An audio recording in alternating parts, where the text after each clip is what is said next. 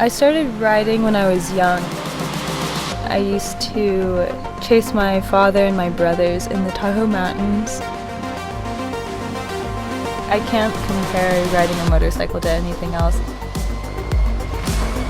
A motorcycle is a whole different experience. It complements the other things I do and get me outside. It's definitely a way to escape.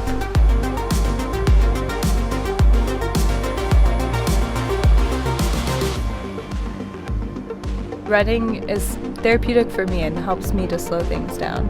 You can really notice all that's around you.